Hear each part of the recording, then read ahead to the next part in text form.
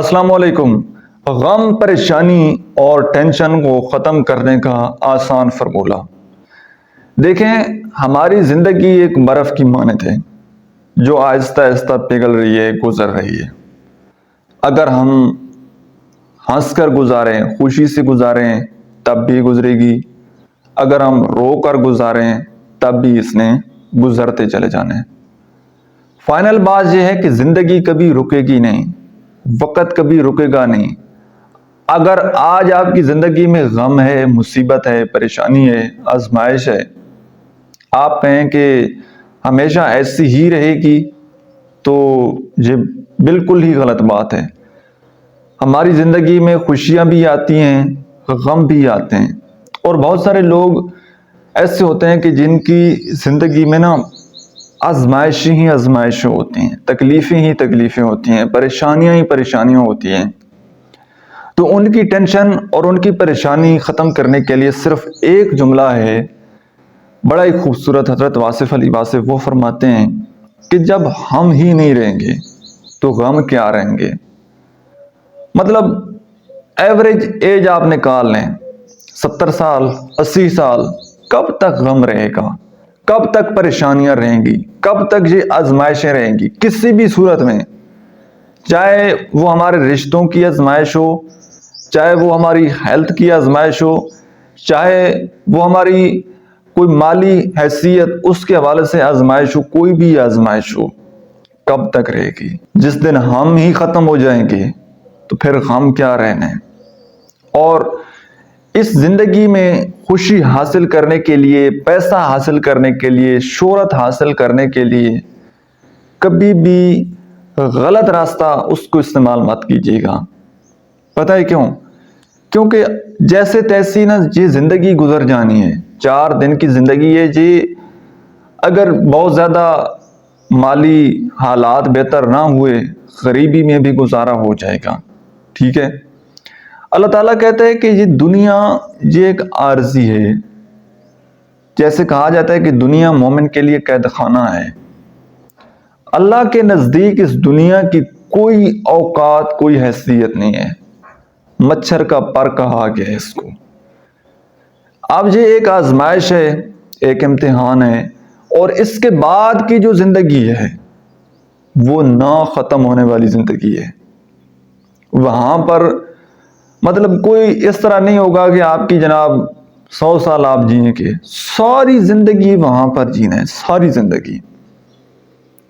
تو اگر آج آپ اپنی برداشت پر، اپنی تکلیفوں پر، اپنی مصیبتوں پر صبر کریں گے، اللہ سے مدد طلب کرتے رہیں گے، اللہ کی ذات پر توکل کریں گے، یقین رکھیں گے کہ آج مشکل ہے تو انشاءاللہ آسانی بھی آئے گی، اللہ تعالیٰ ہمارا ساتھ دے گا۔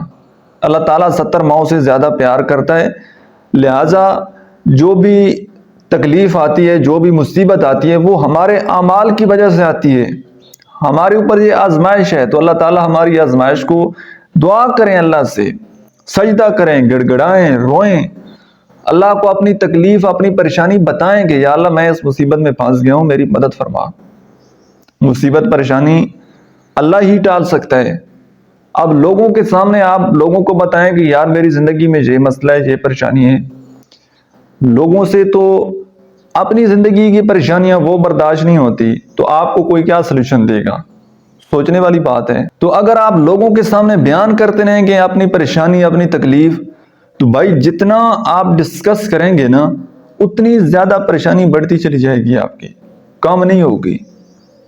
اگر اپنی پریشانی شیئر کرنی ہے، کسی کو بتانی ہے، تو وہ صرف ایک دروازہ ہے اور وہ رب کا ہے۔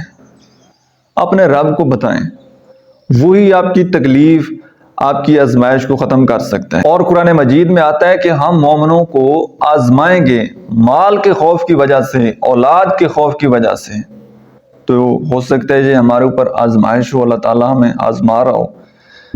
اب آپ کی یوتھ کو شاید پتا ہو کہ گھڑے ہوتے ہیں جن کے اندر پانی، مٹکے جو ہوتے ہیں مٹی کے بنے ہوئے، جب ہم ان کو دکان سے بائی کرنے کے لیے جاتے ہیں تو ان کو ہم کھٹکھٹاتے ہیں کہ وہ کچا ہے یا پکا ہے۔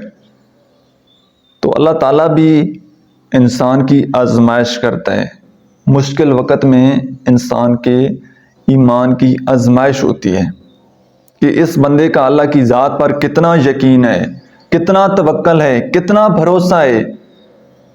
اللہ تعالیٰ آزماتا ہے کہ جب اس بندے کے اوپر مشکل آتی ہے، کیونکہ میں اس کو اتنی رحمتیں اس کے اوپر کر رہا ہوں، تو جیسے یہ اس کی زندگی میں مشکل وقت آتا ہے، کیا یہ لوٹ کر میری طرف آتا ہے یا کسی اور کے در پر جاتا ہے؟ تو یہ آپ کے ایمان کا سوال ہے، آپ کے ایمان کا امتحان ہے۔ اللہ تعالیٰ آزماتا ہے، مشکل آ گئی ہے، پریشانی آ گئی ہے تو اللہ سے مدد مانگیں، صبر کریں، نماز پڑھیں، سجدہ کریں، گڑ گڑائیں، روئیں، تو انشاءاللہ اللہ تعالیٰ آپ کی مدد ضرور کرے گا۔ اللہ تعالیٰ آپ کو آزمانا چاہتا ہے، اور کبھی بھی کسی انسان سے مدد نہ مانگے، کسی انسان کے سامنے اپنی پریشانی شیئر نہ کریں، کیونکہ وہاں پر صرف اور صرف وہ آپ کا مذاق بنے گا۔ صرف اور صرف جو انسان آپ کے سامنے بیٹھ کر آپ کے غم کو سن کر جو آنسو بہاتا ہے نا، وہی بندہ کسی محفل میں جا کر آپ کے غم کو ڈسکس کرتا ہے تو وہ لوگوں کو ہنساتا ہے کہ دیکھو اس کی زندگی میں یہ مسئلہ ہے، دیکھو اس کے ساتھ یہ بھی ہوا ہے، یہ بھی ہوا ہے، یہ بھی ہو رہا ہے۔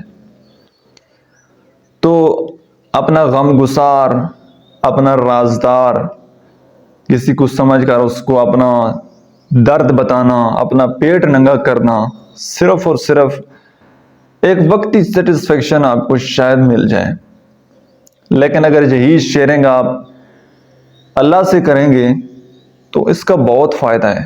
آپ کو پتہ ہوگا کہ اللہ تعالیٰ ہمارے اتنے بدعمالیوں کی وجہ سے، اتنے گناہگار ہونے کی وجہ سے، اس کو پتہ ہے سب ہمارے دل میں کیا ہے، ہم کیا سوچتے ہیں، اور سب کچھ پتہ ہونے کے باوجود پھر بھی وہ اتنی رحمتیں، اتنا کرم کر رہا ہے۔ تو جب آپ اس کے ساتھ اس کو کچھ نہ بھی بتائیں نا، تب بھی اس کو پتہ ہوتا ہے کہ یہ میرا بندہ کس تکلیف میں ہے، لیکن وہ چاہتا ہے کہ مجھ سے مانگا جائے، مجھ سے عرضی کی جائے۔ غرور اور تکبر صرف اللہ کو جچتا ہے۔ اللہ کو عاجز انسان پسند ہے، جو رونے والا ہے، جو جھکنے والا ہے، جو مانگنے والا ہے۔ دیکھیں نا، بڑی سادہ سی مثال ہے کہ بچہ جب تک روتا نہیں ہے، ماں اس کو دودھ نہیں دیتی۔ جب آپ اللہ سے دعا نہیں کریں گے، اللہ سے مانگیں گے نہیں، اللہ تعالیٰ تو 70 ماؤں سے زیادہ پیار کرتا ہے، لیکن آپ مانگیں گے، زبان سے اظہار کریں گے، بتائیں گے کہ یا اللہ میں اس تکلیف میں ہوں، تو اللہ کو اچھا لگے گا، اللہ آپ کی مدد کرے گا۔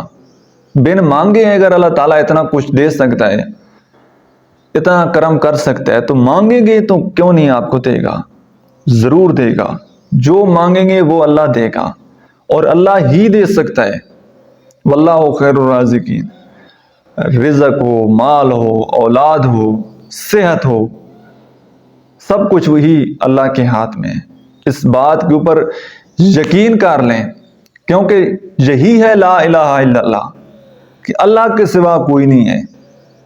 تو اس بات کو صرف زبان سے اظہار نہ کریں، بلکہ دل سے تسلیم کریں، اور اس کے اوپر یقین کر لیں کہ جو کچھ بھی کرنے والا ہے وہ صرف اللہ ہی کرنے والا ہے۔ تو جو پریشانی بھی آئے، تکلیف آئے، تو فوراً سجدے میں گر جائیں، اللہ سے مدد مانگیں۔ اللہ تعالیٰ آپ کی زندگی میں جتنی بھی مشکلات ہیں، جتنی بھی آزمائشیں ہیں، جتنی بھی تکلیفیں ہیں، اللہ تعالیٰ وہ آپ کی ساری تکلیفیں، ساری پریشانیاں دور فرمائے، آمین۔ اور آپ کو ہمیشہ صحت، سکون اور ایمان والی زندگی نصیب فرمائے، آمین۔ میرے واسطے بھی دعا کیجیے گا۔ السلام علیکم۔